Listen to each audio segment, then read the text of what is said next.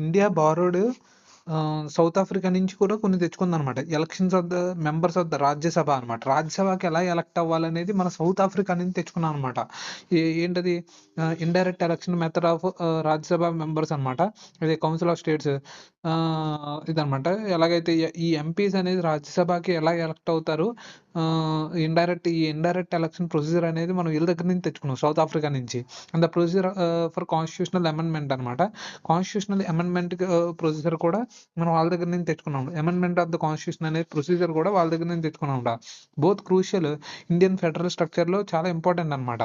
ఎందుకు balancing central state powers with South Africa approach ఏంటి, influencing India's bicameralism and flexibility in constitutional changes అనమాట.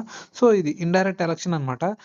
India adopted the system of indirect election for the upper house Rajya Sabha from South Africa అనమాట. Where states represented through elected members of the state MLAs అనేవాళ్ళు and union territory UT అనేవాళ్ళు ensuring the state voice federal setup అనమాట.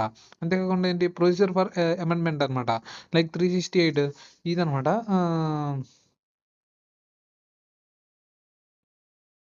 368 was also borrowed from the South Africa నుంచి తెచ్చుకున్నాం. Balancing the flexibility with the need for broader consensus fundamental ఇదనమాట.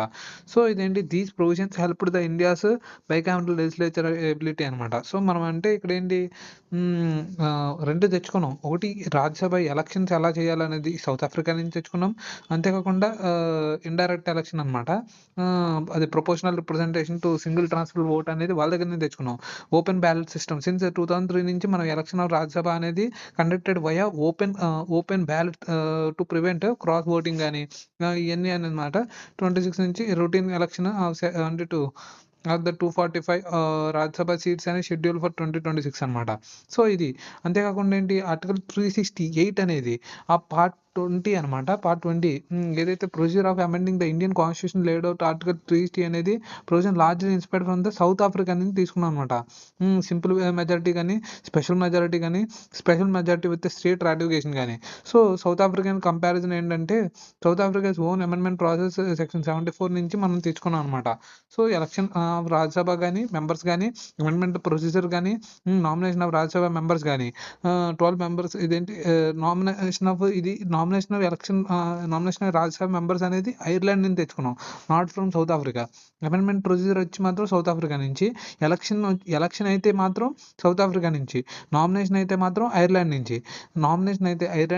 Election అయితే Rajya Sabha election అయితే మాత్రం south Africa నుంచి, nomination అయితే మాత్రం ఐర్లాండ్ నుంచి అనమాట. సో ఇది మెయిన్ ఇంపార్టెంట్.